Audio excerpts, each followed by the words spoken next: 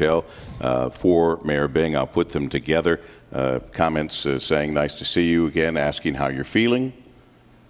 Well, my health is good. I had an incident, quite frankly. There are some people who thought that the pressure of the job was what caused my incident. That is not what happened. I was trying to stay healthy, and every 5 years, once you turn 50, you go in and get your colonoscopy. Well, I did that, and I went in. TMI, Dave. Did you notice, even Bob Picano, he didn't squirm when I was talking about the feds investigating, but he said colonoscopy, and Bob Picano went, whoa. Well, all of us. Are we getting too much information here? All of us with Conan. All of us. What's happening? Well, Mark just turned 50. I'm learning here. I just started sweating. I just turned 50. Mark, You just turned 50. Be careful where you go. That's all I got to say. And let them be careful where they go. Because that's what happened to me. And They ain't going there. Needless to say, I had been in the hospital before, and I was there for that 9 days, and it took a toll on my health. Needless to say, but I'm back. I'm healthy again, and in the office doing what needs to be done for the city. The questions go on in this grouping of questions to you, Mayor Bing. Did you have a sense when you sought the office of mayor that it would be so difficult to get results? Absolutely not. Didn't understand the depth or the breadth of the problems that were in the city of Detroit. And I think those things permeated over a long period of time, and people paid little or no attention to it at all. As we got in and got into the detail, it became very obvious to me that there were some fundamental things that we had to do. There was a culture change that we're still going through that was very, very difficult, because I think a lot of people felt, as long as I'm on the payroll, as long as I come to work, I'm okay. I'm not being held accountable for anything. So there have been a lot of changes in personnel from a leadership standpoint that have occurred over the last 3 years and will continue.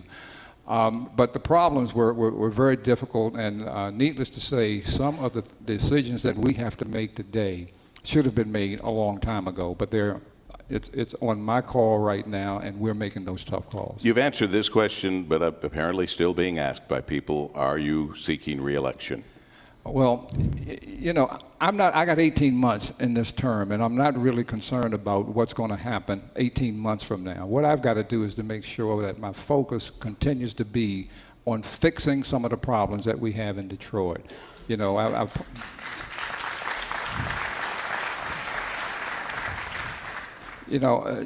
We talk about crime. I mean, that's a big issue that everybody is concerned about, and so we're going to stay on top of that as our number one issue. We talked regional transportation up here a moment ago. Transportation in Detroit, especially the DDOT, is something that we are fixing right now.